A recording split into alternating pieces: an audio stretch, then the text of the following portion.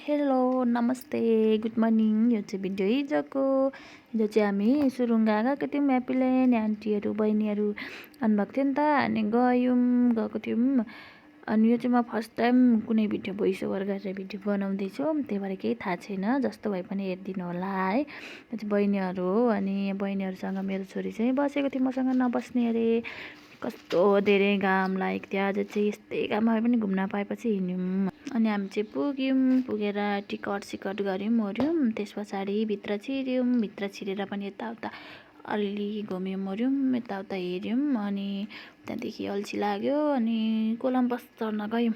एकछिन चढ्यौँ नानीहरू हामी, अनि दुईजना नानीहरू चाहिँ चढेनन्, अरू चाहिँ चढ्यौँ। मेरो छोरी पनि तलै बसेर हेरी, अनि चढ्यौँ। अनि त्यहाँदेखि आएर अरू चाहिँ बोटिङ गर्ने भने, अनि एकछिन बोटमा चढ्यौँ ओऱ्यौँ। आन्टी यहाँ हँसाउँदै हुनुहुन्छ हामीलाई, एकछिन बोटमा चढ्यौँ ओऱ्यौँ। अनि हामीले चलाउनै नजानेर के गर्ने भन्दै अलिअलि चढ्यौँ, चलायौँ। अनि त्यहाँदेखि मेरो छोरीलाई चाहिँ कस्तो डर लाग्यो अरे, हामी कसरी जाने भन्दै बसिरहेको थियो। त्यहाँदेखि हामी निस्क्यौँ, त्यहाँदेखि पनि निस्क्यौँ, अनि गयौँ एकछिन यताउता हिँड्यौँ। अनि नानीहरूलाई खेल्नलाई एकछिन छोडिदियौँ यहाँ। अनि अझै ठुल्ठुलो दादा दिदीहरूसँग मेरो छोरी चाहिँ सानो, अनि त्यहीँ उफ्रिँदै बसिरहेको छ, उसले नि इन्जोय गरिरहेको छ मजाले। एकछिन खेलाइदियौँ, अनि त्यहाँदेखि पनि निस्क्यौँ।